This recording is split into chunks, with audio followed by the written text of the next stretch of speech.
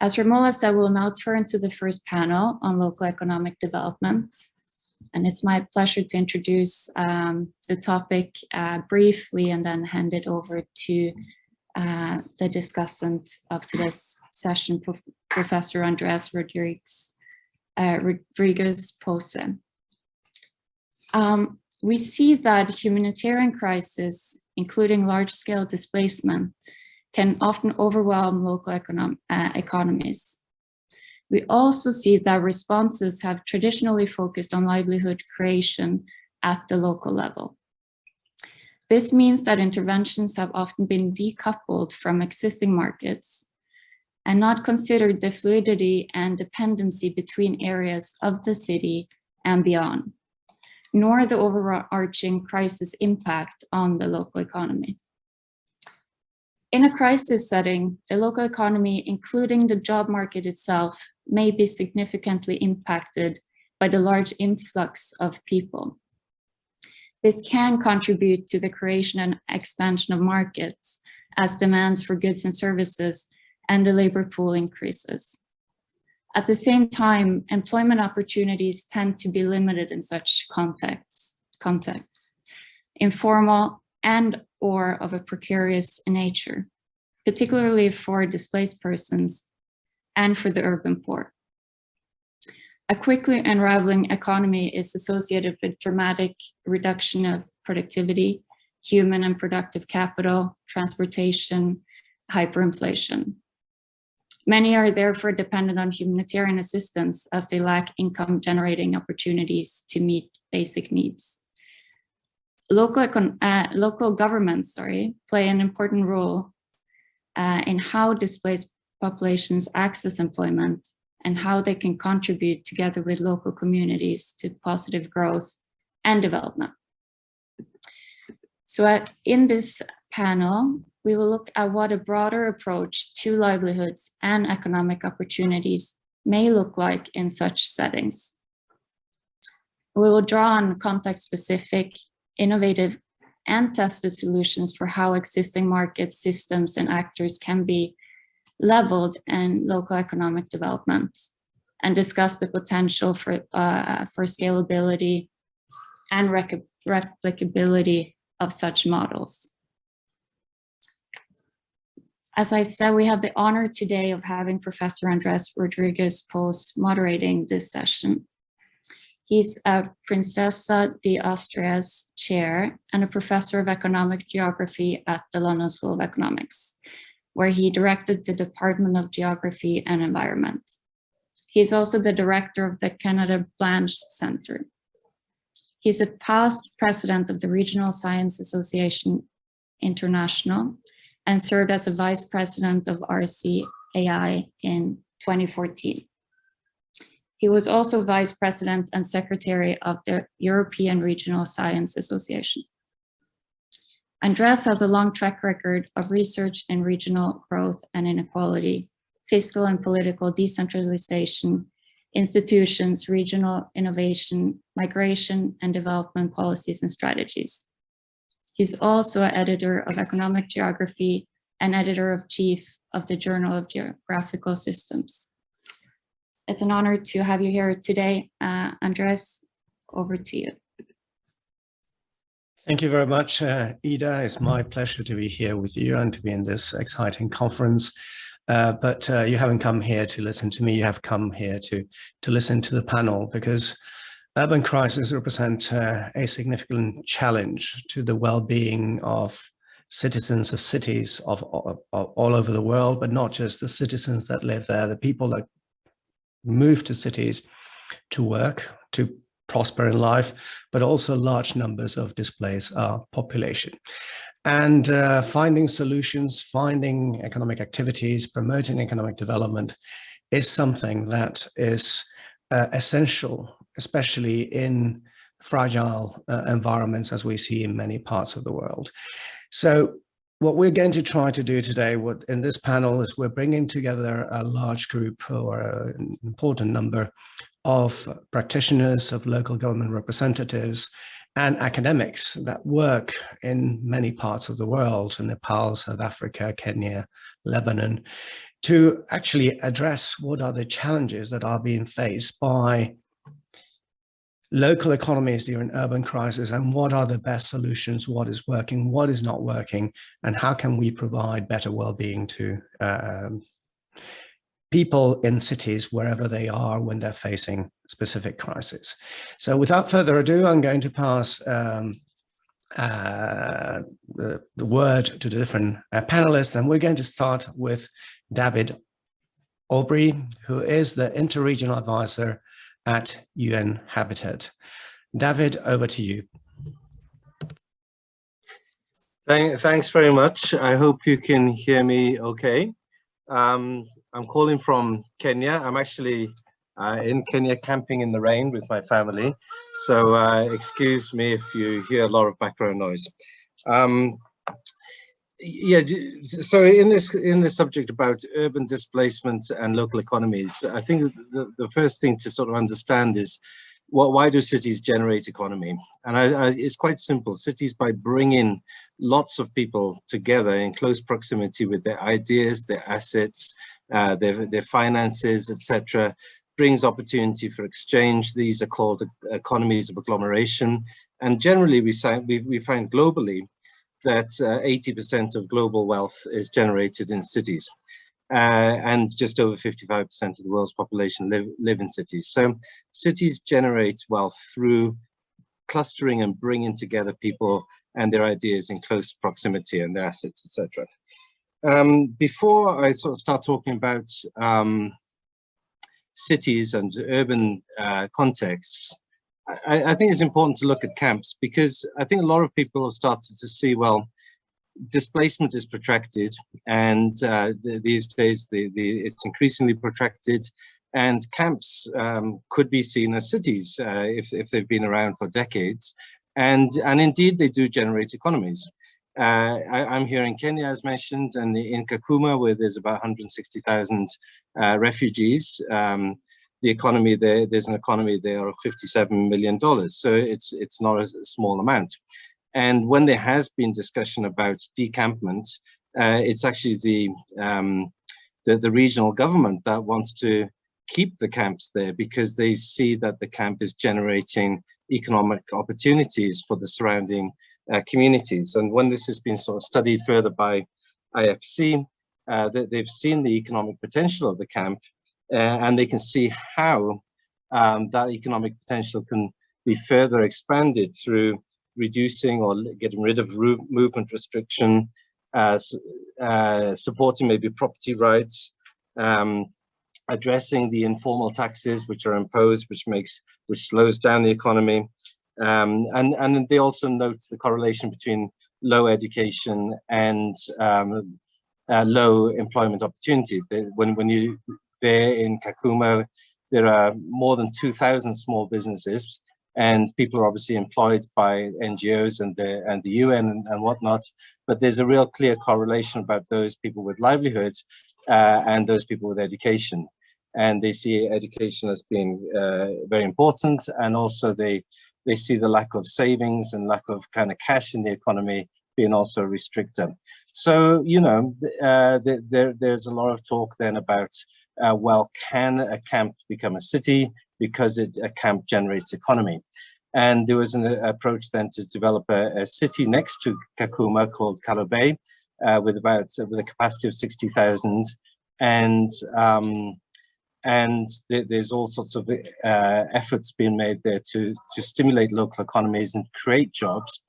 And but Alexander Betts, writing about it in 2018, found that still, despite these efforts, the actual self-reliance is at about 10%. And I think it's quite important to sort of make a distinction between displacement-related economies and self-reliance. And when you kind of look further into this, you sort of see, well, if you look at the surrounding economy, which is basically a pastoralist economy, and you look at the surrounding territorial development, you know, the capital of the Turkana county is has Lodwar. This has a population of about 30 to 35,000. So it's difficult to think then that a settlement of 160,000 sitting in a context of a pastoralist economy would be self-sustaining, when the existing towns and cities in the region, including Lodwar, the capital that has an airport, has only a maximum population of around 35,000. So we have to be careful, I think, when we start talking about camps as cities and looking at them then as being self-sustained, because camps tend to be placed in useless locations where the government doesn't see its agricultural potential and doesn't see it strategic as a city that has interconnectivity and maybe access to logistics and ports or local economies or local resources. They tend to be placed in locations that are pretty worthless. So there's a real danger to start making that sort of link between camps, protractedness, economic opportunities and economic generation, and them actually becoming self-sustained cities. It might be interesting to, in this conversation, have a further discussion about, can camps become cities, and what would that take? But then looking at another example, also close to where I am in Ethiopia, back in 2017, where there was a displacement from the Somali region of Ethiopia to the Oromia region. We found there that the regional government was trying to absorb IDPs in small cities, which I thought was very interesting, because it's the norm for displacement to urban areas. People move to the larger cities where they expect to see find more opportunities. This was a conscious effort to move people or create conditions for people to move into small cities. And there they identified 11 small cities and asked those cities to accommodate 1,000 IDPs each.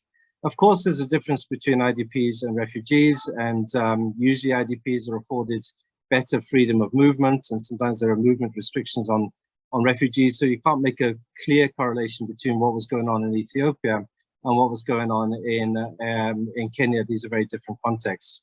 But the point remains that it was an interesting approach, because these communities in Ethiopia were planned to urban standards. So they were planned in a way that they could become part of the urban fabric over time. Minimum plot sizes were used to allow in future the occupiers of those plots to have formal tenure, to have individual tenures, and in the meantime they were given group tenures. The streets were wide enough to service, there were public spaces, etc. But what was quite interesting there also, however, is, so I went there with some high hopes of seeing, you know, the local youth, the displaced youth being integrated fantastically with the local city. The city might have a population of 10,000. This is 1,000. So that sort of proportion between the IDP population and the city population wasn't too drastic.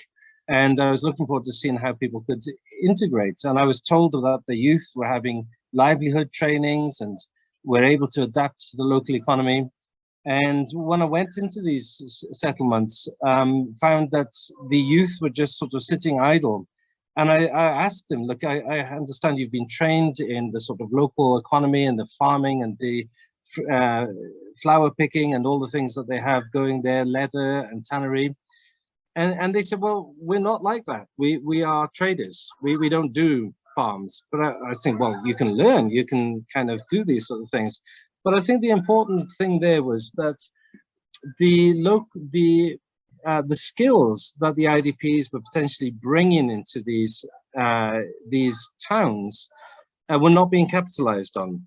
And the youth were telling us, listen, we don't need all this training in agriculture and stuff. We just need a few $100s to start our businesses and we will thrive. And I think what's really important to consider when we're looking at economic integration of IDPs or displaced populations is not only the context of supporting their integration into cities, their social integration, and creating living conditions that allow them to access local services, but also how do you really leverage their own economic experience, and how does that enrich the economy of the city that they're moving into? So I'll just stop there, but I think some of the policy issues to be thinking about then is, you know, is there a difference between planning and looking at policies around durable solutions? Is there a difference between economic development and being self-sustaining? I think there is a difference there. If we are creating conditions that allow displaced people to move into cities, what is the best way to be working with them, and how can we better consider what are the economic potential that they actually bring into the city that actually creates and strengthens that local economy? I think I've done my 10 minutes, so I'll pass the floor back to Andrés. Thanks very much. Thank you very much, David. A lot of food for thought, and I'm sure that your comments have raised a lot of questions. So in terms of logistics, I just want to highlight that if you have any questions to David or to any of the participants, please post them in your Q&A, and then after all the presentations are done, we'll come back to the questions, and I'll probably also offer some comments. Our next panelist is Annabelle Eskov, who is an independent consultant and expert in socioeconomic crisis response. So Annabella, the floor is yours. Thank you so much, Andrés. It's a pleasure to be here. As Andrés has said, I'm an independent expert, and I've worked, or I'm still working a lot on economic inclusion of displaced persons. Prior to becoming independent, I've been on resident assignments with the ILO and the World Bank in mostly fragile and conflict-affected settings such as Lebanon, Timor-Leste, and Solomon Islands, where I largely focused on economic recovery and the inclusion of displaced persons, and in Lebanon with the ILO on access to work for Syrian refugees. So when we think about how crises affect local economies, and Ida has already alluded on this, crises primarily have a big disruptive effect on value chains, and that is on all levels, not only on local levels or national levels, but as we've now seen with COVID, on international levels. When there is conflict involved or a natural disaster like an earthquake, we also see a lot of physical destruction, which affects the business environment. So, well, businesses themselves can be destructed, but it can also be affect physical infrastructure such as roads, water, electricity, all of which are very essential to the business enabling environment. So the economy is basically affected directly by crisis, but it can also be indirectly affected by crisis, and that comes back to the issue of value chains. So in my work in Lebanon, we worked a lot in agricultural areas in the north of Lebanon, which is largely peri-urban, or large parts of it are peri-urban. And there we could see that apart from the massive influx of Syrian refugees, the economy, and in particular the local economy, was hugely affected by the loss of cheap inputs from Syria, or even the dumping of cheap products from Syria that were basically smuggled into Lebanon. And on the other hand, Lebanon traditionally exported to the Gulf using land routes through Syria, and also this was blocked. So basically the Lebanese, or the agricultural economy of Lebanon, was massively affected by the crisis, even though not having a war itself.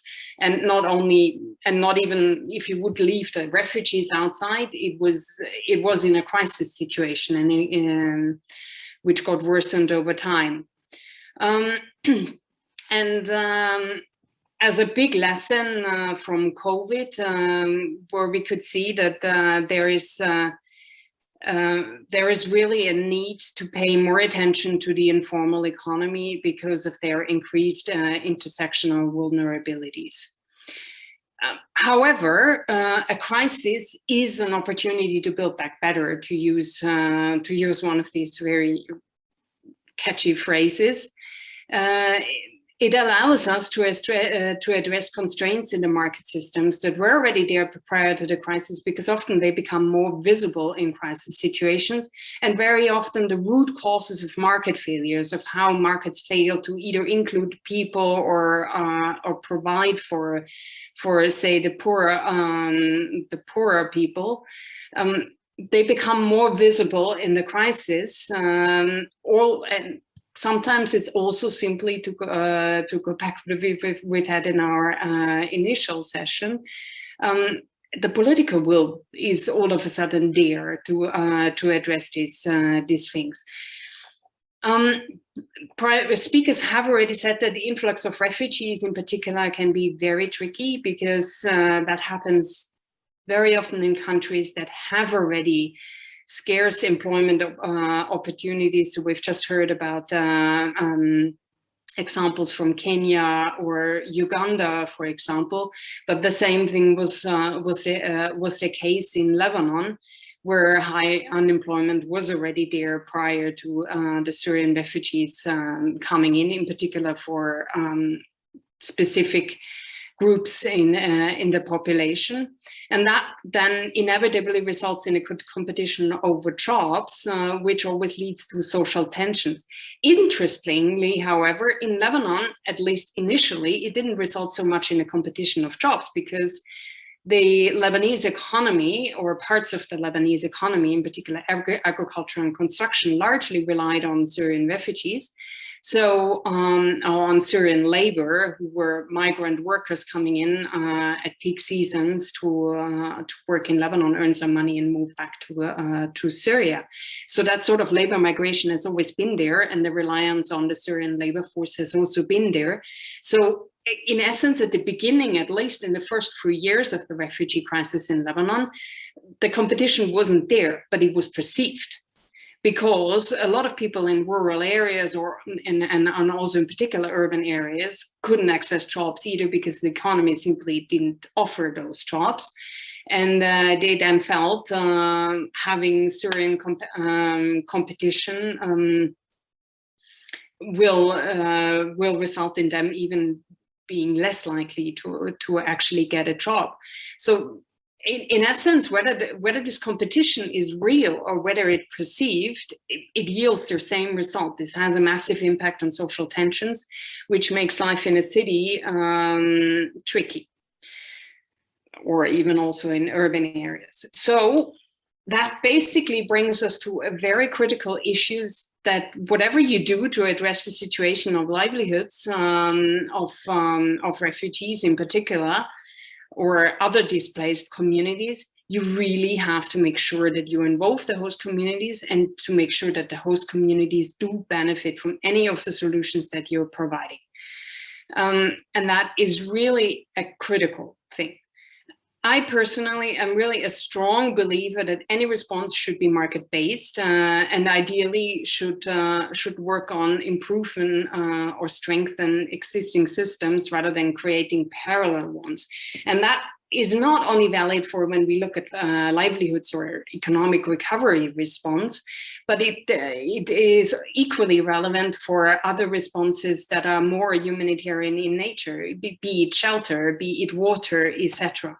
So rather than trucking water, when there are private sector operators who are selling the water to certain communities, it is important to actually work through them and figure out the way that the people who need the water can benefit for it. For even if it's a voucher system that you start establishing, or digital payment methods, or whatever it is, there has been actually a lot around it that has a massive impact, because you avoid creating a parallel economy.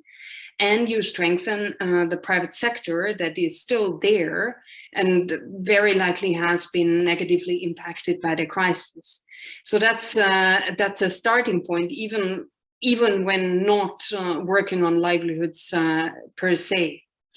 However, when you address economic recovery, local economic recovery, inevitably, if you work on a market-based solution, strengthening market systems, that these interventions will lead you outside the predefined area. And this is again something that speakers prior to me have already sort of pointed at.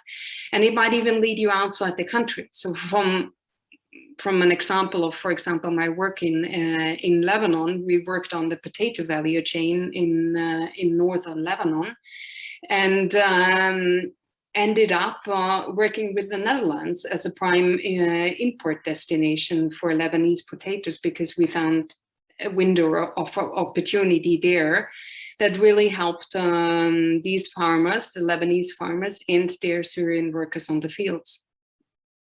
And using a market systems development approach, I'm sorry, I think my dog sees the postman.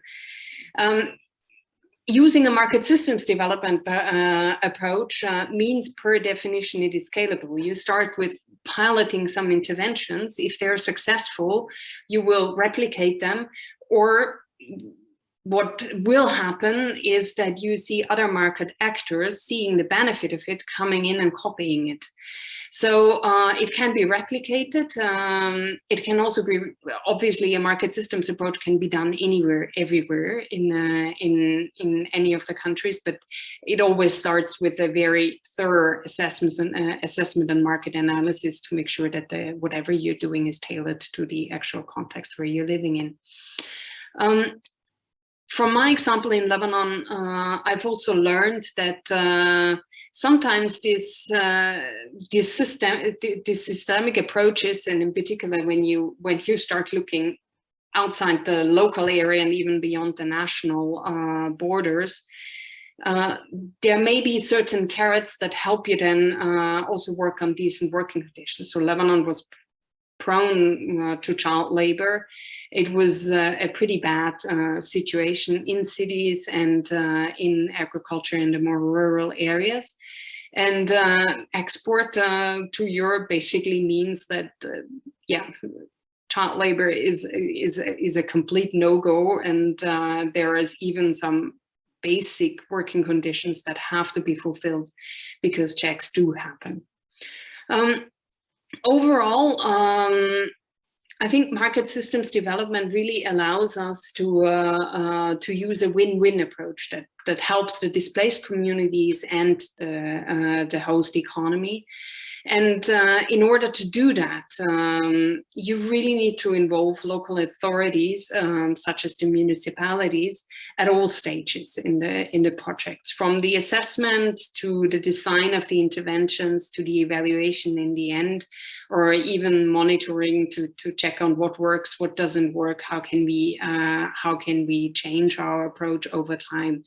And time is actually really also something you do need. It's not a thing you do. You don't do market systems approaches in, like, say, half a year or even a year, which is very often a developmental humanitarian time frame that you're getting. So that's really something that needs to be considered.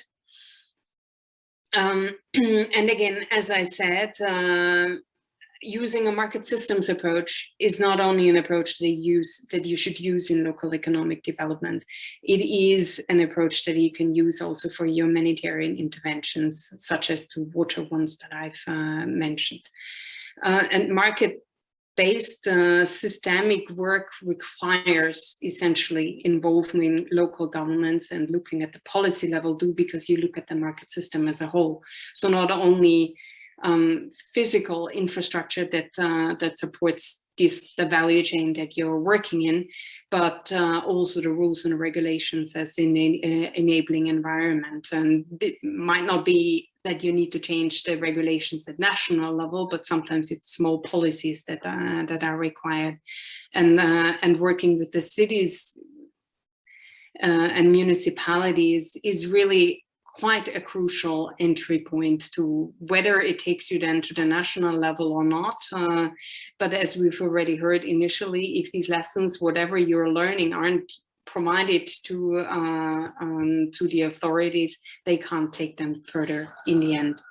So I think I've also used up my time, and I'm handing back to Andrés to introduce the next panelist. Thank you very much for listening. And thank you very much, Annabella. I think you mainly put the emphasis on something that is very complementary to what David was saying before. David focused mostly on the displaced people. You have mainly focused on the host economies that are complementary, and this is a balance that we need to address. The next panelist is Salma Khatun, who is the deputy mayor of the Pokhariya municipality in Pokhariya Parsa in Nepal. So Salma, the floor is yours whenever you have a moment. Thank you. Namaskar. Good morning to everyone. I would like to share my slides. Sorry, I think I can't share the slides. It's okay, I will continue like this. Well, I think probably the hosts need to make you a co-host. Yeah, it shows that they have disabled the sharing. Let me just go ahead and fix that for you again. Could you try now, please?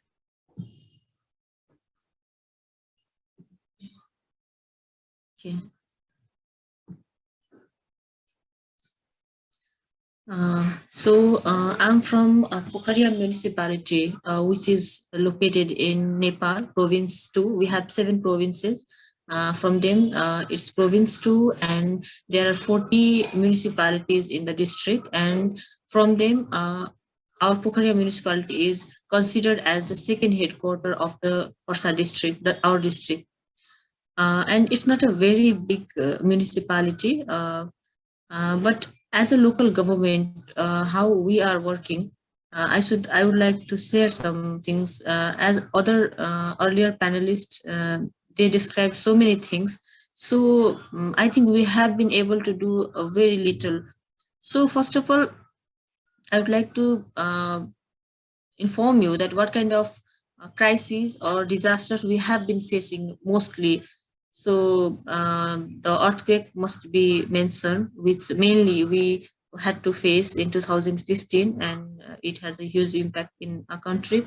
Like that, we had to face the cyclone. It also left hundreds of people injured and dozens of deaths occurred. Like that, in COVID-19, more than 820,000 cases were found in our country, and more than 11,000 people they died from this disease.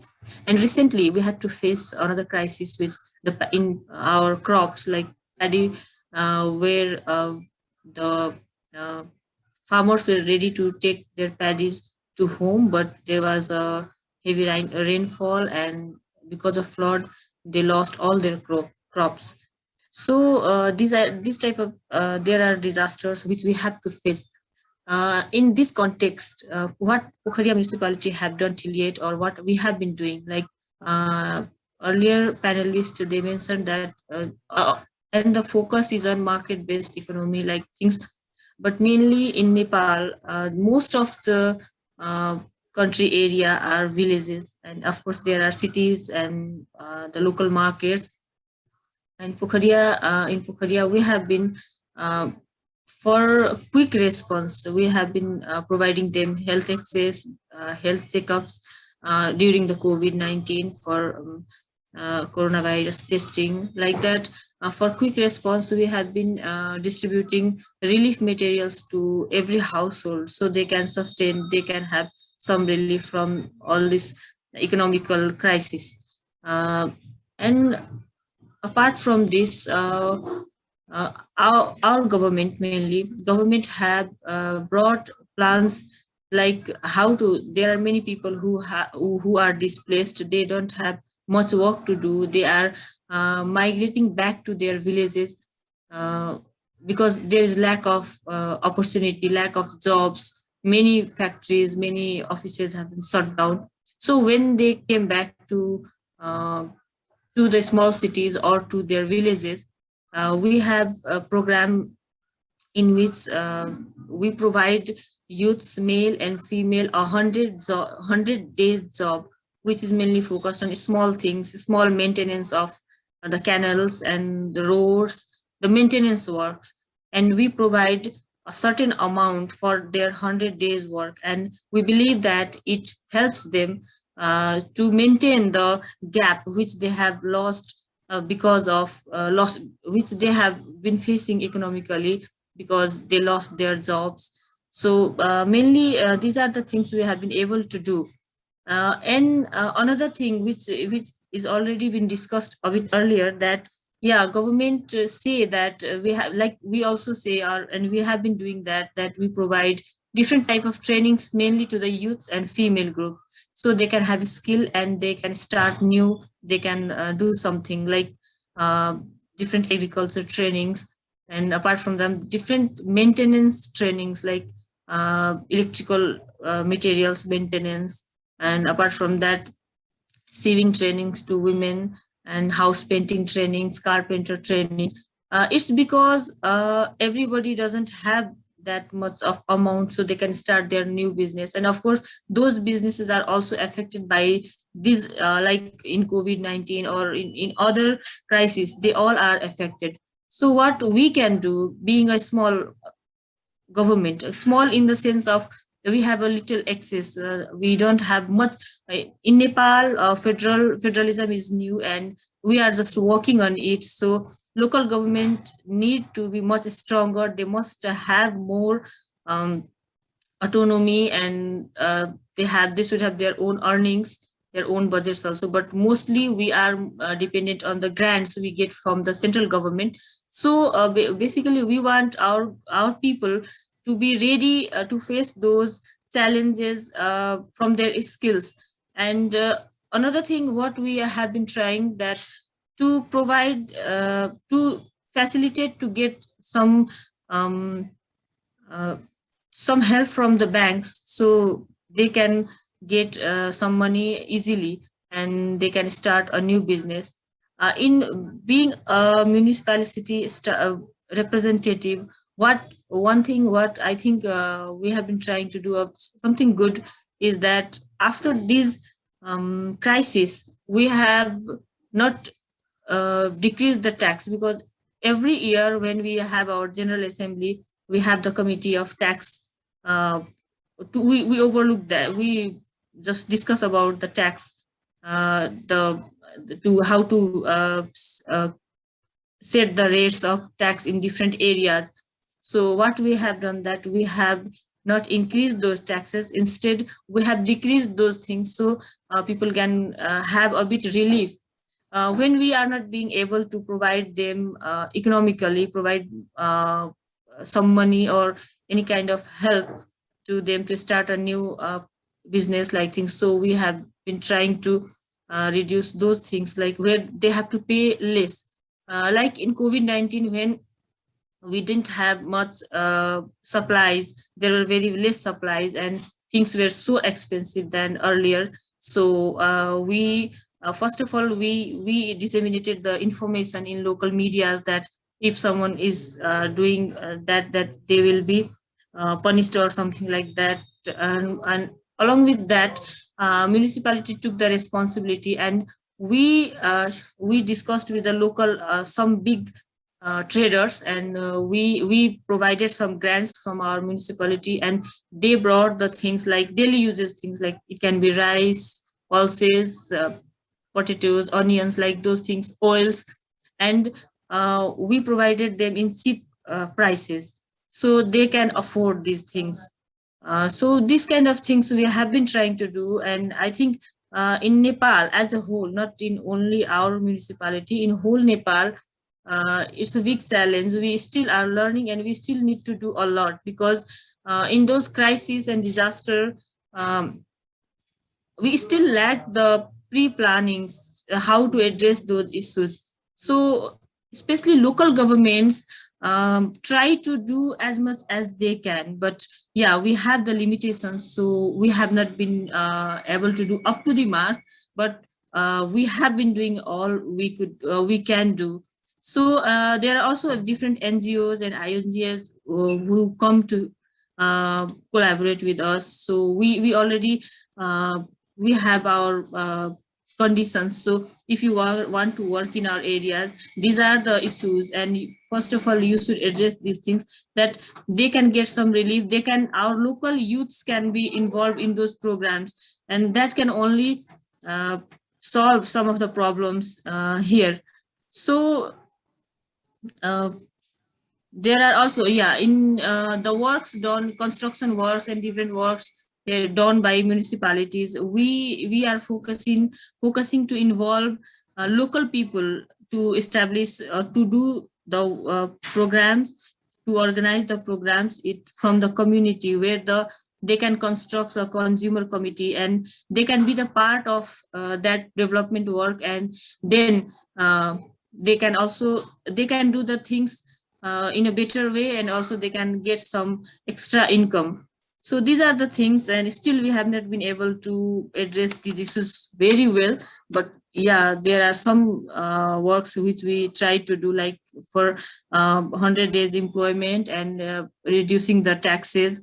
These are the things, and mainly our focus is also on the youth, so they can get skills, and it's not necessary that they will be able to work within the municipality. They can also get job wherever they want if they have the skills. So yes, in federalism, in this system, we felt that whatever the law says, but of course the local governments are much more accountable, because we have to deal with people day to day, every day. So we can step back from our responsibility. We have been trying to do that, but still we need to do a lot.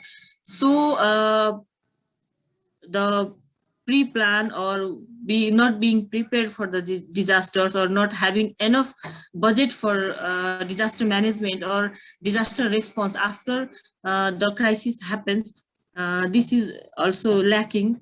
And of course, for these citizens, we need their help as well. So maybe I may have left so many things, but to conclude, I would like to say that yes, there are things which we can't control. There are maybe there are some artificial, or there are many the crisis because of political issues. But mostly in Nepal, what we have felt, that we have been facing natural disasters mainly, and that affects so much to lives, to the people here.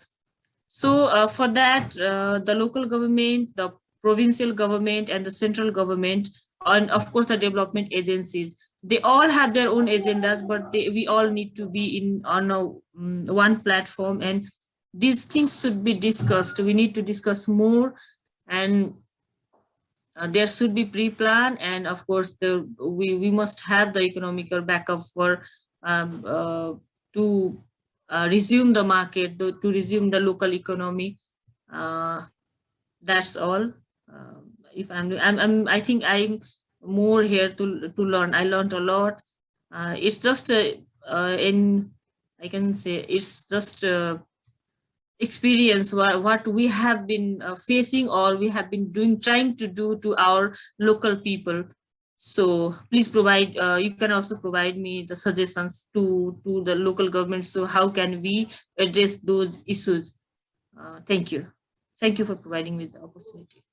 Thank you very much, Salma, for your very interesting perspective of bringing in the role of local government, which is, as was already highlighted by Annabella before, absolutely crucial, but also whether local governments, in the way they are structured now in many parts of the world, have enough powers to actually address big crises at the urban and at the local level.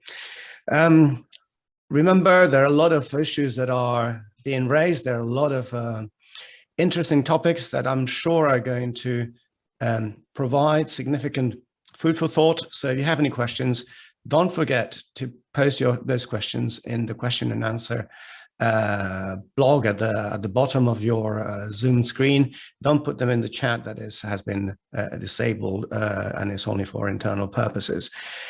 Our fourth panelist is Jak Koseff, who is a senior advisor on economic acceleration and special projects to the member of the Executive Council for Economic Development, Environment, Agriculture, and Rural Development in the Gauteng provincial government in South Africa. Jak, the floor is yours. Thanks a great deal, Prof. And I think what I'm going to do is I'm going to explain the context of some slides that I'd like to present.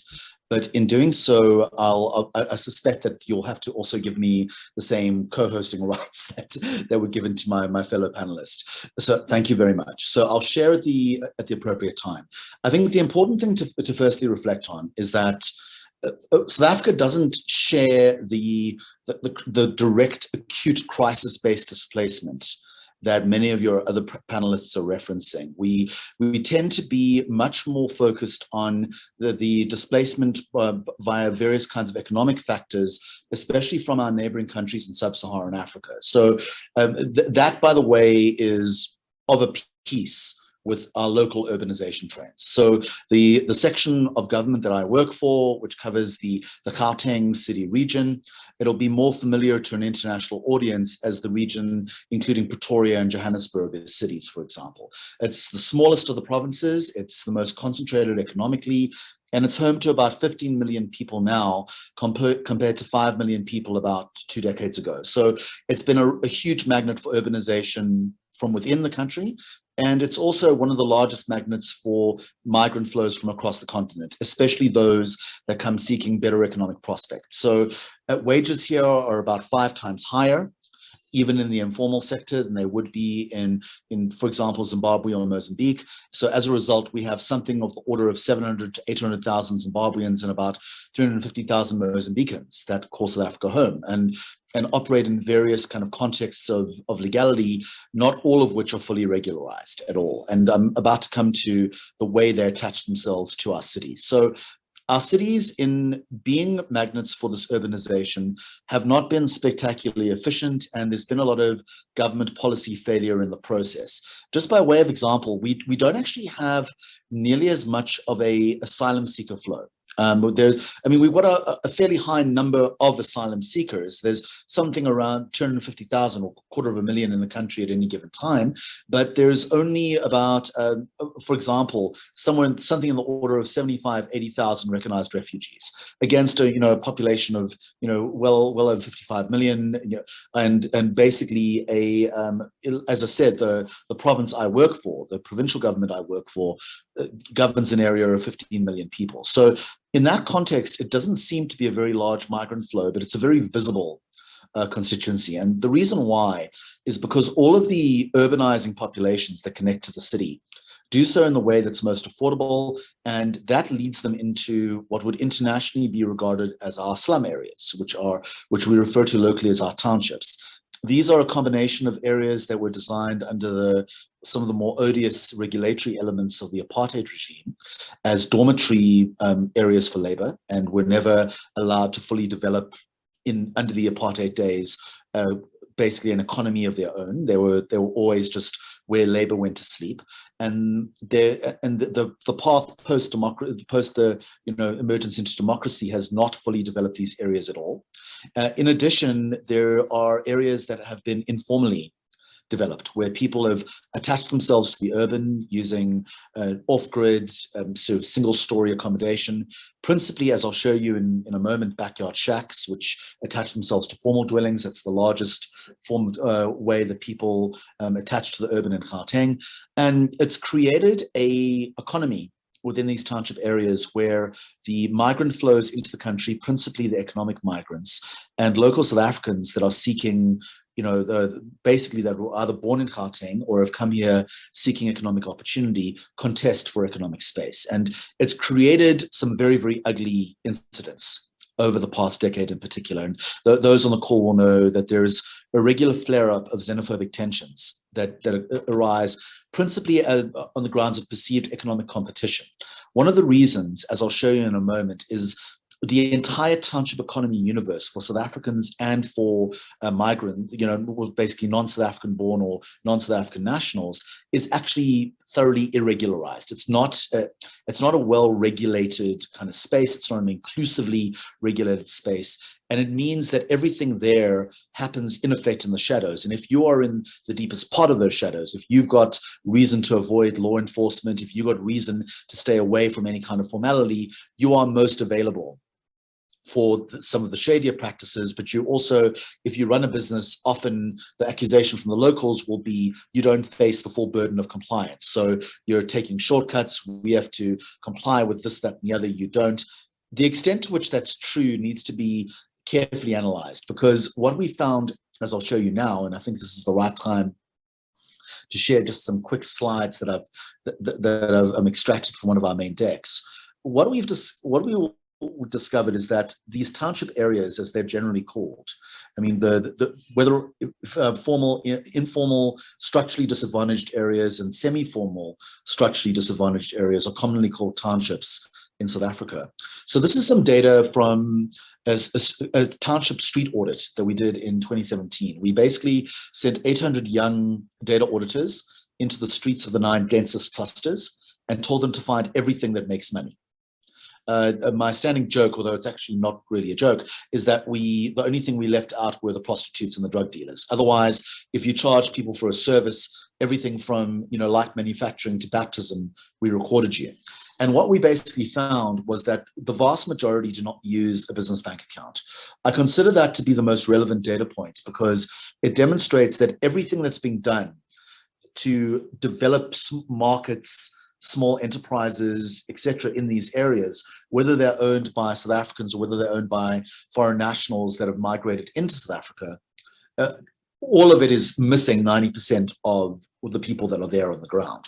And as a result, we've created a kind of unenforceable world of illegality for everyone in these areas.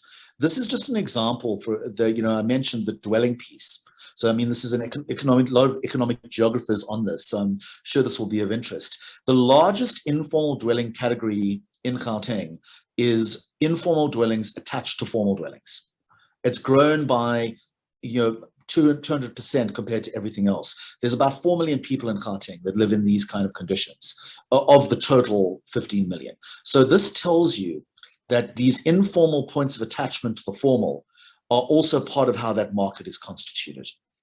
So the way that we're tackling the question of inclusion, and it's become very interesting because the mechanisms I'm about to show you have been very consumed with a public discourse that tried to deliberately exclude foreign nationals from the benefits of what we're doing. And the end result was that our constitution very, very specifically very specifically made it a mandatory that they couldn't be. And it's been a very, very tough point of public engagement around it. So what we're basically doing is we've deployed, by approval of our provincial cabinet, a development policy for these township areas. And it's a combination of regulatory interventions, which change the way these areas are governed to be more inclusive, and policy interventions that develop specific economic capabilities that either already exist or could exist in these areas. So just by way of example, and I mean, this is just a very practical kind of demonstration. I hope this animation plays. Go back to the backyard shacks. So this is a fairly typical representation of how those 4 million people I referenced live. They live, it's off-grid, single story, but it's a market. It's a huge real estate consideration that serves millions of people, and it definitely is amenable to the kind of service offerings and other kinds of market offerings that would serve a high density area. But to get that right, you've got to take it from off-grid single story and basically allow for in-situ upgrades, often using alternative building technology and off-grid technologies that build 2 or 3 stories where the shacks currently stand. And we've got a number of social enterprises that are doing just this. of course, one of the roles government can play is not just letting this be an isolated incident or, fodder for reports to NGO boards. It should actually be part of a dedicated way of developing precincts, because if you can put commercial at ground level across these kinds of dwellings, you can create implicit high streets. You can use the implied commercial density that informality already demonstrates to you, and you can actually create high street precincts. And that's exactly the approach that we're taking in what we're now referring to, and as I'll explain now, as township enterprise zones. Okay, let me go forward.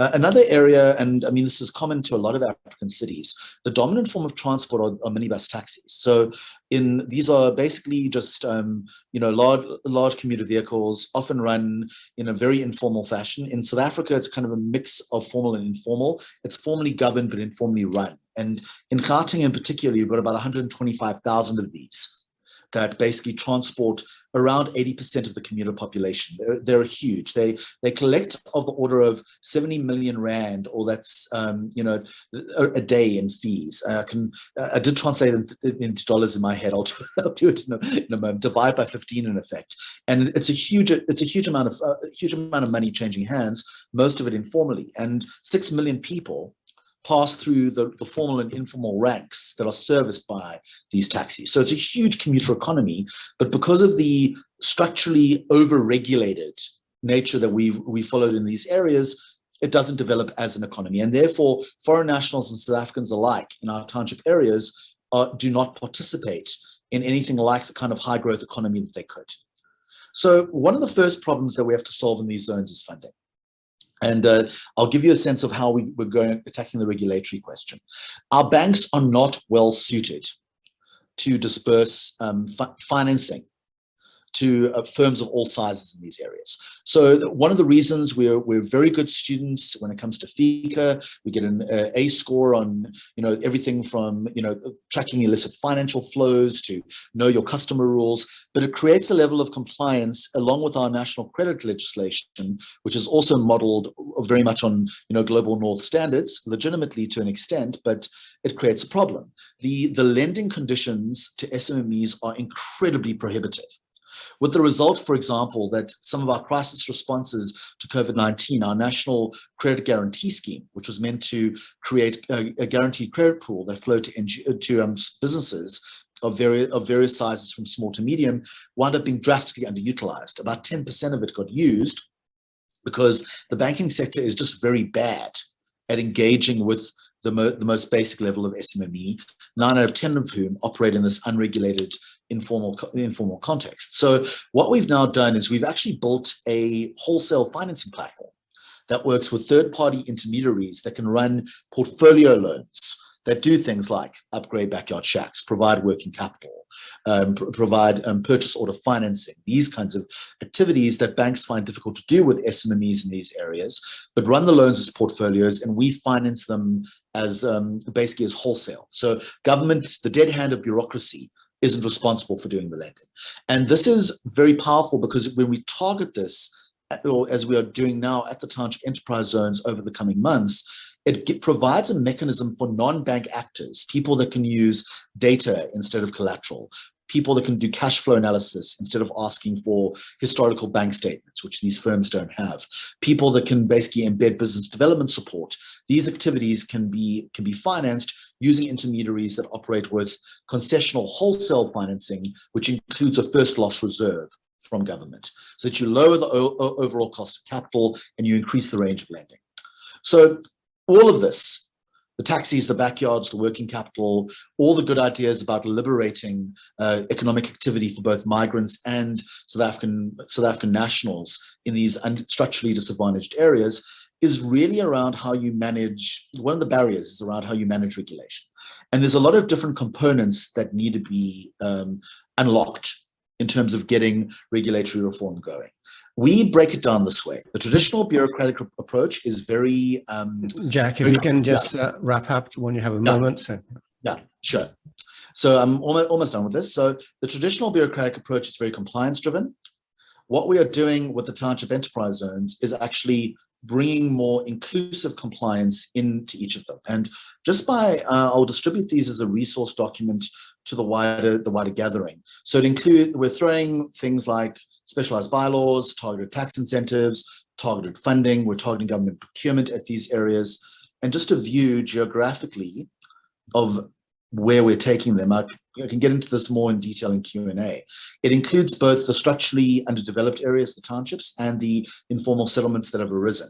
Because we are introducing this more inclusive level of regulation, this allows us to potentially stabilize the equilibrium between foreign nationals that are operating in these economies largely illicitly and South African nationals that are doing the same thing because they haven't had access to inclusive regulation.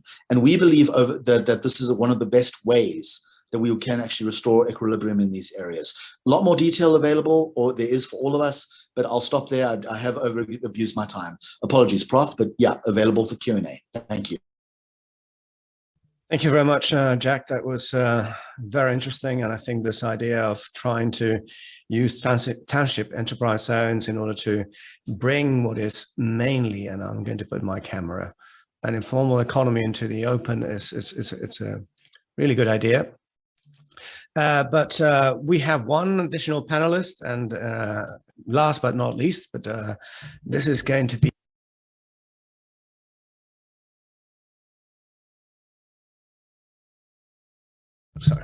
Sorry, I'm not sure whether you were hearing me. I probably was muted there. Now, I was thanking Jack for bringing this idea of township enterprise zones as a way to transform what has been fundamentally an informal economy into a formal one. And we're going now to proceed to our last speaker, last but not least. And this speaker is Hodan Ali, who is a senior policy advisor at Mogadishu Municipality on internal displacement. Hodan, the floor is yours. Thank you, Professor, and good morning and good afternoon. And thank you for having me on the panel. So I'm gonna talk about Mogadishu Municipality and internal displacement. Just give an overview of really the challenges that Mogadishu faces in terms of dealing with over 800,000 internally displaced persons. That doesn't include another 70% of the city's population that lives as urban poor. Overall, Somalia is a very poor country coming out of civil war and going through political instability. And 75% of the general population live in under $2 per day as the poverty index. And really, it just gives you that sort of bigger view of the economic dynamics of the country. The displacement in Mogadishu is largely a very protracted phenomenon. Since the civil war started in '91 until today, we continue to have influx of displaced communities. And, you know, we obviously, with the political situation and the security issues, returns are not usually possible. So you have the city really growing exponentially without having those infrastructure to support a growing displacement. Just as an important fact, Mogadishu is the second largest growing urban city, and it's growing because for several reasons. One, it is an economic destination city because it is the economic hub of the country, but also there are other various factors that drive Mogadishu's urban development, and largely because, like I said, security and political instability around the country. So if I go in particular what I do and the work that we've been doing around displacement, given the large numbers and the growing numbers of displacement, the municipality in 2019 established a global solutions unit to really look at ways that the city can manage such a growing challenge. the unit really was to anchor the municipality in understanding the needs of the municipality, given that, like I said before, we've had such a long time where government institutions have not been functional, processing and policies are not in place to actually understand the needs of displaced population, but also a very large group of urban poor that also don't have services from the municipality. The needs of displaced populations in Mogadishu grows despite the interventions that we see from humanitarian actors in the city. And really it goes to more of a complex issue around aid infrastructure and aid architecture in Somalia overall.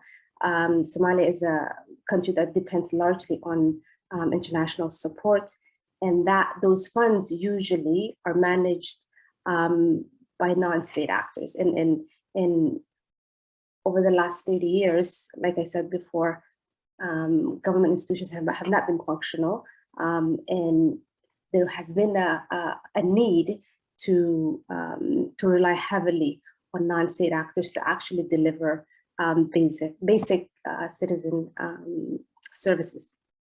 So as we thought about in 2019, understanding the growing need of internal displacement in Mogadishu, and I'm not sure if people are aware or have seen before, I mean, the humanitarian crisis that's presented within the capital of the country is actually extraordinary. You have camps and people displaced at almost every corner of the city, including around the State House, including around very, prominent spaces where it's almost impossible to grow any sort of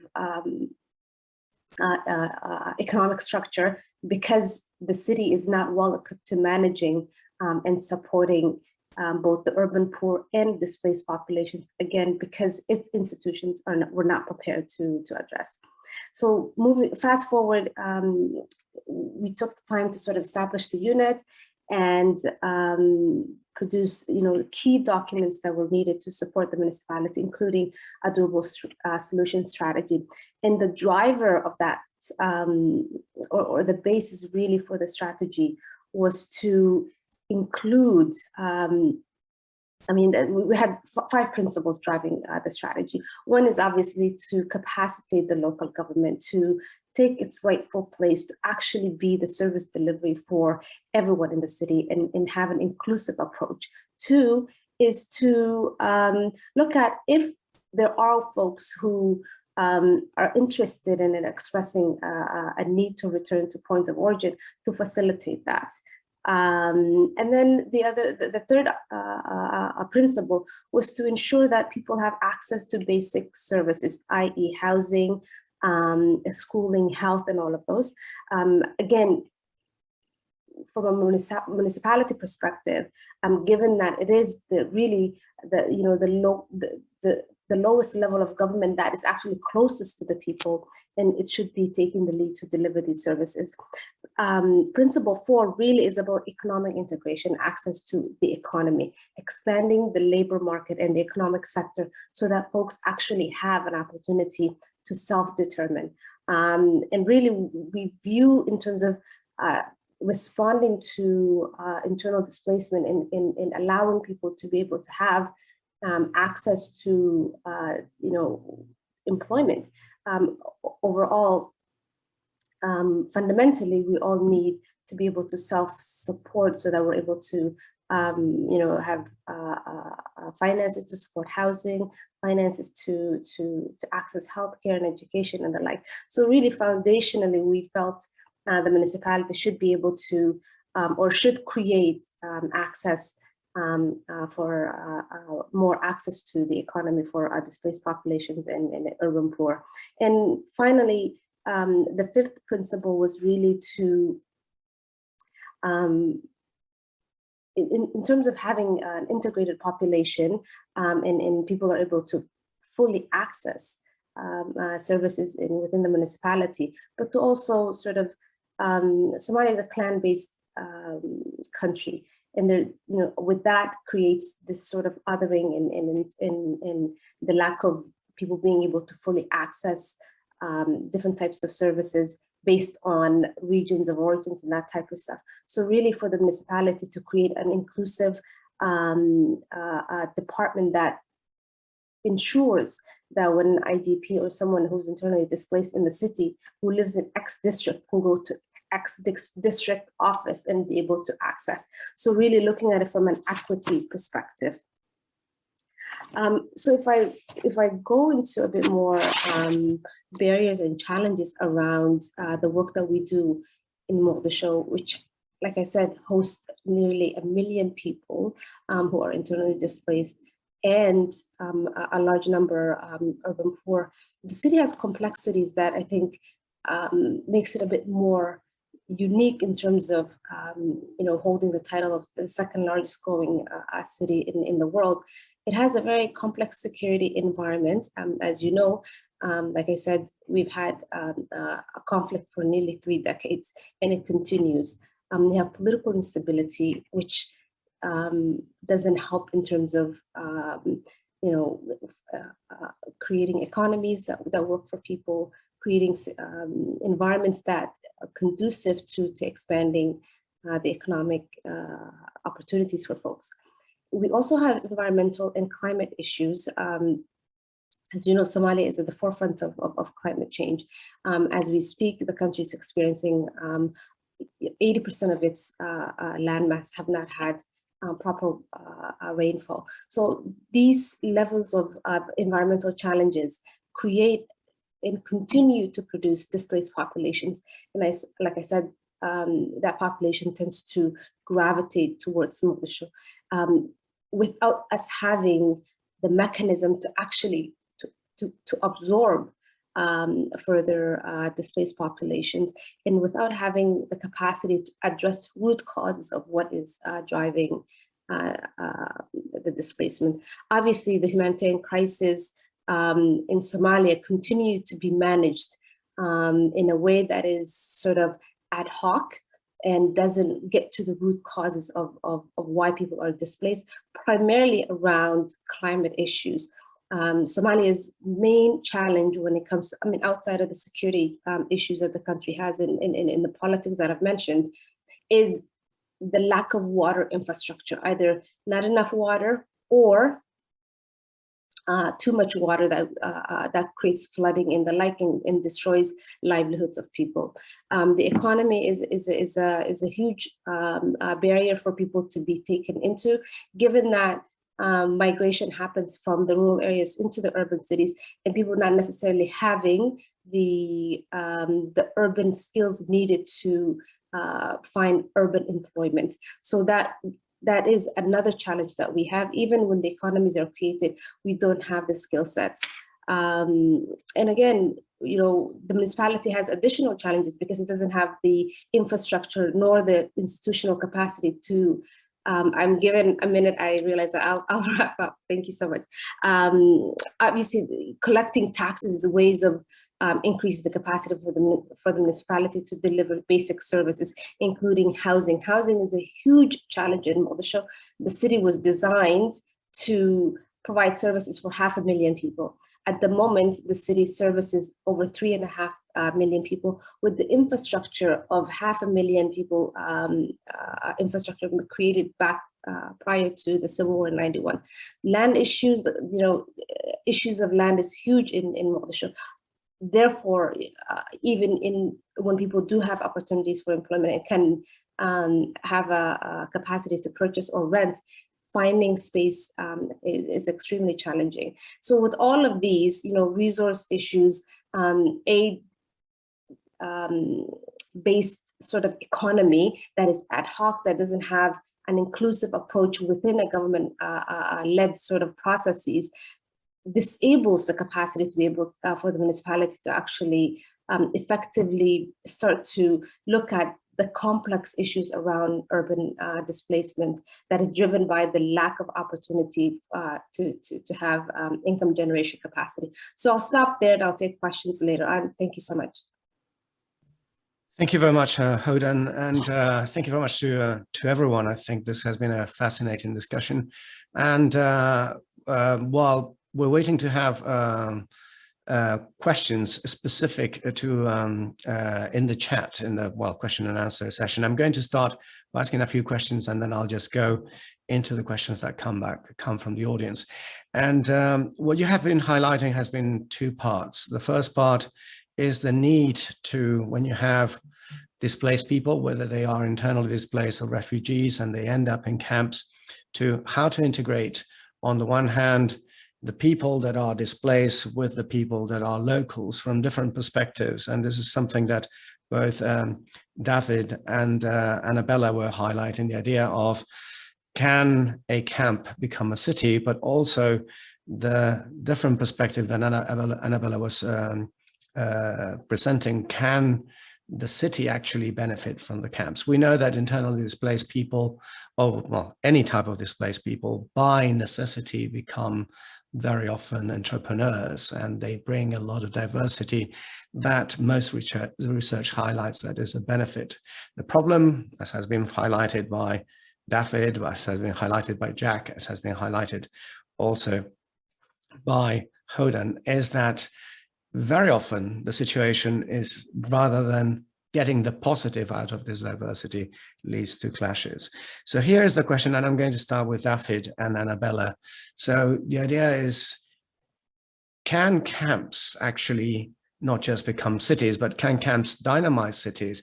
And to what extent do we need to make sure that the cities are, in a way, a driver to integrate those camps? So Dyfed, if you can please go first. Yeah, I think generally I haven't seen huge success in the idea of camps becoming cities. Even new cities, we've seen in Egypt and places like this, a very mixed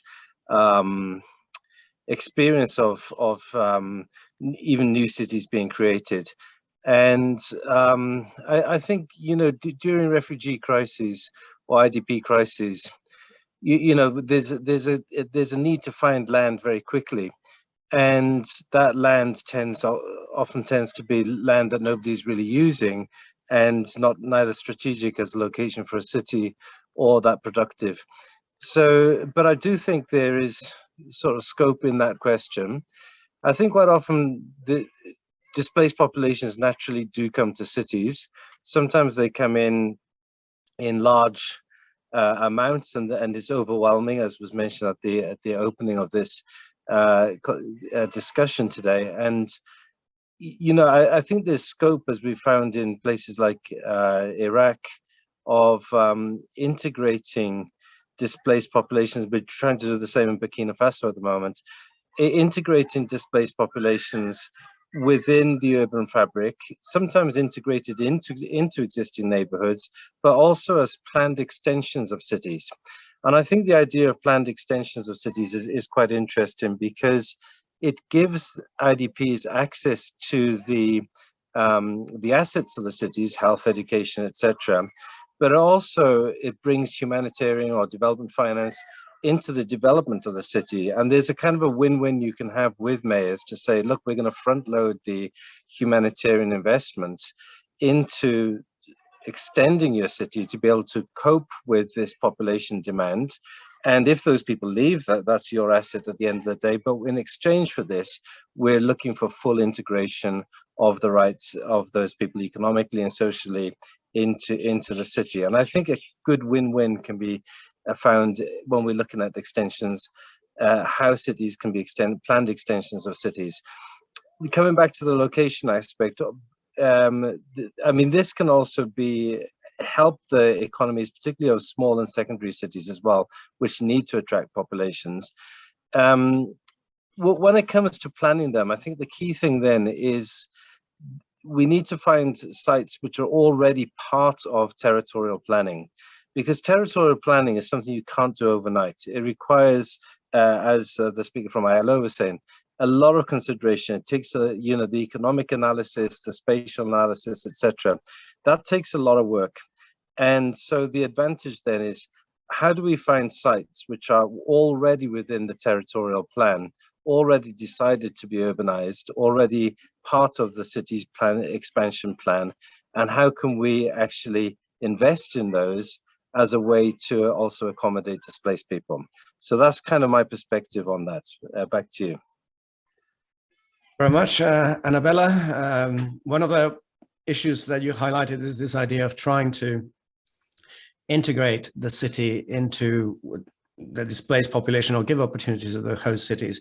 You also highlighted the case of Lebanon, which has not just Lebanon, but also Jordan has a long tradition of camps within the cities in the center, much as, for example, Hodan has highlighted from Mogadishu. How important is this idea of bringing in the host city and making sure that the camp becomes part of the city from the beginning? Well, I think Lebanon has been burned by its experience of establishing camps or formal camps through the Palestinian crisis. So they've established camps which basically grew into cities, but into sort of subcities that are, well, it's a fluid thing, but they're very underdeveloped, they are very underserviced, and in the case of Lebanon, relying largely on UNRWA for any types of services. So while they are in the urban area of, say, Beirut or Tripoli, they are sort of a subset that is differently, it's not integrated, it doesn't work together. So I think that should have really shown Lebanon that ideally what you're doing is you need to integrate these people, and camps are a non-ideal situation. From my personal perspective, I think it would be better if people are in like living spread out through the city and are being integrated not only economically but also socially through housing, etc., etc. So there have been many projects where people have worked with landlords. I think in Jordan that was quite successful, where basically landlords were provided money if they rehabilitated or established like rooms or part of their houses and rented it out to refugees, and these refugees in turn were like received rental subsidies, like sort of different schemes around that. And I think from my perspective of what has happened in Lebanon, that is far more successful. I think the other problem Lebanon has is that the rural populations, they migrate. They are not permanent in Lebanon. They keep moving along agricultural seasons, which then provides yet another layer, because you can't, well, you're not allowed to establish permanent structures. So yeah, I think like but the concept of integration is obviously a highly politicized concept, because many people don't want to have refugees naturalized. There is always the idea that they're moving back to wherever they came from. While we've seen, like from examples of Kenya or Lebanon, that is not happening, or is not happening within a short time frame. So yeah, again, it comes down to integration not being welcomed from a political level. Thank you very much. And I think I find it very surprising, knowing less than Lebanon, but knowing a bit more Jordan, that camps that have been in some cases for more than 60 years, since 1948, has still struggled to integrate after all this time. Let's move on to Salma, because Salma, you highlighted significantly the whole idea of the role of local self-government and autonomy, that the lack of autonomy in Nepal, the lack of was actually limiting the capacity of the Bokharia municipality to actually address many of the problems that you had. But we know from what's happening in many, especially many emerging countries, that once you have self-government, the problem is that powers do not come with resources, that either there are no transfers, or the capacity to actually levy taxes is limited, either because you cannot do it for legal reasons, or because the conditions locally are limited. To what extent do you think, in the case of Nepal, in the case of Bokharia, bringing this greater autonomy would actually solve the problems that you were highlighting? Or do you think that it would also contribute to indicating that you might have more powers, but less resources to actually address the serious issues that you're facing from an mainly environmental point of view. Yes, I would like to say that yes, we have got the local governments, of course, have got power. In context of Nepal, I should say we are more powerful than the provincial government. Center has provided also type of rules. They have prepared the rules, and even the provincial government is not able to practice their own powers that much. But yeah, the main reason is that in spite having the powers, there still lack the different laws. We are still in the process of making the sorted laws. So while responding to the crises and disasters, we still lack. We in many places we just lack it, and we can't proceed those things. Like in COVID, when we had to respond fast. But where the law says that central government needs to address disaster, it's total responsibility of the central government. But in Nepal, we didn't feel that we have any government initially, or we have any guardianship, I should say. So we were ready to act as soon as possible, but we lacked different laws because we have entered a new system. It's been only 4.5 years since this federal we have stepped in the federal government. So first of all, there should be the laws should be totally there. It should be prepared, and it should be implemented as soon as possible. And the second major thing is that, of course, we lack the resources. We have very few resources, and of course, for the municipalities like Pukharia, we don't have any internal income. So of course, we also need to work on that. So how can we generate the local income, so we can use those money for our people. But right now we only have few places, few opportunities from where we can generate some income apart from the central government or the federal government grant. So and one of them is main thing is that generating tax, but we are not able to get more taxes or to determine more taxes to the people, because our services are not so well equipped, or we are not giving them all the facilities. So how can we force them to pay more taxes? And when the crisis occurs, it becomes our responsibility to at least, if we can't do more to them, we can't help them much financially, at least we can make the taxes less, we can make their life a bit easier. So we have been taking help of the local, you can say the cooperatives, more than banks. There are cooperative banks. So we initiate, we become a kind of mediator, so the people can get the loans easily and if possible at lower interest. So those are the things which are a bit helping to the people, to the youths, to start to have a new startup, to have a new small businesses, not a big one, but the small businesses. So yeah, the main thing is that the law, we need the law should be implemented, and there must be a good coordination between all three governments, in central, federal, and local governments. In Nepal, as I said, it's a new system, so somehow it's lacking. That makes it difficult for us to work, and economical part is a very big thing. It is lacking right now.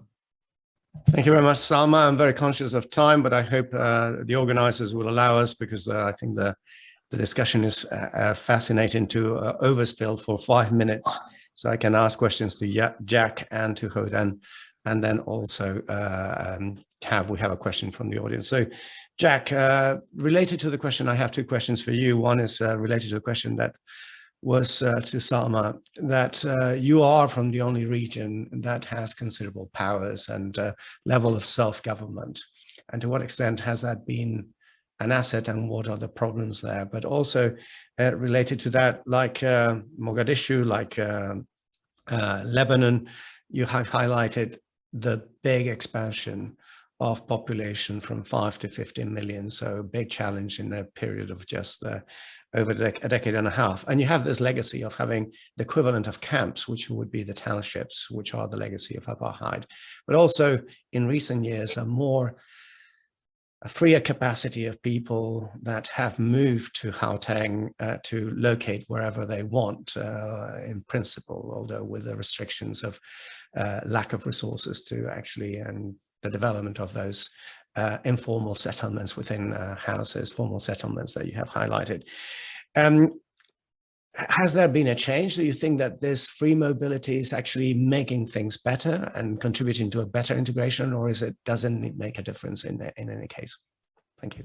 No, I mean, certainly, Prof, by comparison to the ridiculous and artificial and oppressive systems of the past, there's no question that mobility has definitely been for the better. And to a large extent, our urbanization story is not that different, as you're suggesting, from the urbanization story of Africa at large. It's, Africa is an increasingly urban constituency. The agglomeration structures in cities have their natural advantages, even if they're, the agglomeration of the informal. And I think in a lot of cases, and this is something we share with Lagos, we share with Nairobi, we share with Mogadishu, that we just have to get a lot better at understanding how the integration of these informal circumstances can be done in a way that creates economic multipliers, instead of just being seen as kind of slum conditions, which are a problem for those urban nodes. So I don't think there's a world in which you reverse urbanization meaningfully. We've got to get better at doing it, would be my view, Prof. Thank you very much. And just on the question of having more powers, we know that there are advantages, but what are the potential drawbacks there? Oh, well, I think this is something we share with constituencies like India, where we've got a great deal of democratic institutional power located in different levels. But often the different institutions of democracy contradict each other. So, for example, you'll find that local governments, the most local, so the cities and the local councils, which have final control constitutionally over bylaws and the right to trade, etc., will use that power narrowly, and will often do so in a very compliance-driven way, in a very bureaucratic, dead hand kind of way. And it's left to sort of these strange creatures like ourselves, like regional government, to drive a different kind of approach where we say, well, you've got to be able to meaningfully respond to the economic challenges of the entire region by changing the way you regulate. And we believe that we are going to be in a position to target, inflows of capital, market access, all these things at these zones in order to remedy structural disadvantage. But in order to see and react to structural disadvantage, you need a bit more of a elevated level, which means by definition, you're not as close to the ground as you are in the local context. So there is a fair amount of contestation. I think what is useful about that, of course, is that you do get a certain amount of a break on any particularly silly policy that we might execute as a result. The danger, naturally, the trade-off is that there are a lot of constraints upon moving with agility. And so the ability to move with democratic power, with dividends, with a level of government that can, with itemized and clearly defined mandates is extremely useful. But you will always clash where those mandates overlap. So South Africa, and this is in many cases, is kind of a halfway point between the global South experience of government having to deal principally with very informal and unregulated, and the global North experience of having a very kind of dead hand bureaucracy emerge out of our rules. The use of powers has been, it's very enabling. Where there is the ability to coordinate and navigate, it is exactly the opposite, where for whatever reason that coordination capability is absent. Okay, thank you very much, Jack. And my last question to Hodan, in fact, two questions again. I mean, I admire everyone that has participated here, all the practitioners, because you're really doing a very important job under very, very difficult circumstances. But I think that, Hodan, you have the most difficult of all. You are in what mostly consider a failed state, and you have highlighted the highly volatile environment with security, political, and environmental challenges. How does this uncertainty undermine the very important job of trying to provide basic services to fundamentally what are fundamentally internally displaced people in the case of Mogadishu? And then I would like to bring in what has been a very interesting question in the chat, in the question and answer chat by Melissa, in which she praises you for your durable solutions unit. But to what extent do you have reactions, pushbacks by the locals and even within the municipality to provide this services and market access to the internally displaced people that are moving and very often setting up camp in the city center and many parts of the city of Mogadishu?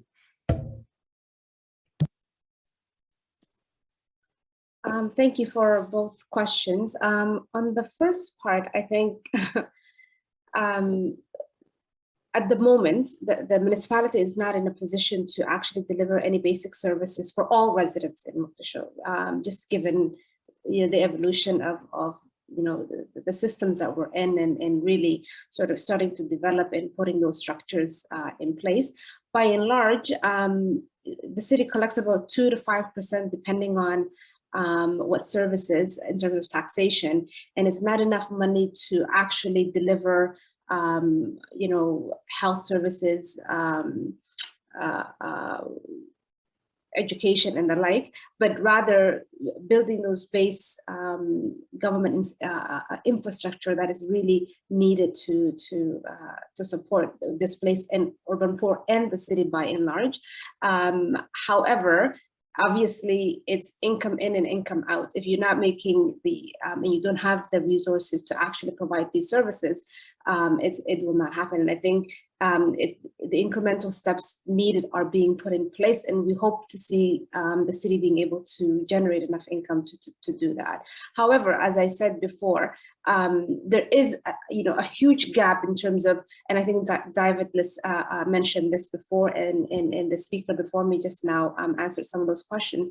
I think there needs to be a fundamental shift in terms of how displacements actually looked and displaced population are looked at in urban settings. We cannot no longer continue the practice of aid and humanitarian interventions rather than looking at this as an urban issue that's needing long-term sustainable investment. There is a lot of talk, but in terms of how the humanitarian development money is supposed to function and work, but when rubber meets the road, the reality is much different. And I think and we're doing a lot of work trying to decouple the way funds coming to the country and how it's actually being managed and who is managing it. But that will take some time, and hopefully in the next couple of years, as the unit works, really shifting some of these resources at a local level so that the needs of displaced population can actually be put into the development of the city at large. And the question around integration, thank you. That is a very fundamental question, and how we see displaced population again is important. I think there is a shift within the city leadership to understand that displaced population actually contribute largely to the informal economy. And we need to figure out ways to, obviously if we're looking at, revenue generation, but also service delivery, how do you incorporate such a large growing number into the city realm? It is gonna take time. It is, right now at the very basic sort of, it's almost an infantile process at the moment. But nevertheless, the recognition is happening that this is not only, we can't continue to see folks as a burden or as a humanitarian aid workload, but rather than citizens who are within the city who can contribute to, because again, you know, yes, there is a large aid dependency, but people do earn some capacities and can contribute and actually expand their ability to integrate. From a social perspective, right? I think there is policy and sort of political view to integrating folks into one region or another in Somalia because of just the clan dynamics and all of that. That is also socially shifting in some ways in Mogadishu, and we've seen some studies that have come out recently done by folks like Reds that actually show the city residents do want to see better treatment and integration processes for displaced communities in the city, meaning improved you know, access to services, access to facilities, better housing, education, all of that.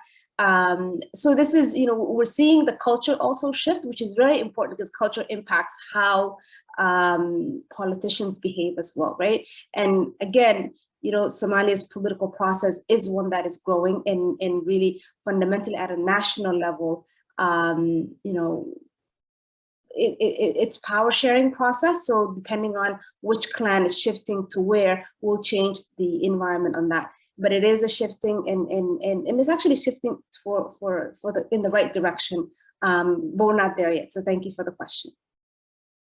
Thank you very much. If we were all together, I think you would all five deserve a big round of applause. Unfortunately, we are at a distance, so just our gratitude. I think you have all highlighted that the challenges are huge. They're fantastic challenges throughout, but that there are also potential solutions. And sometimes what we need is some tweaking, but also much bolder decision-making, much greater support and stable support, you know, to make sure that we can address many of the problems that urban crises are generating for our cities and provide a much more sustainable and better welfare and more services for the population that is not just internally displaced, but also can benefit the local population. So thanks again to all of you. Thanks to David, to Annabella, to Salma, to Jak and Hodan, and all over to you, Romola and Ida.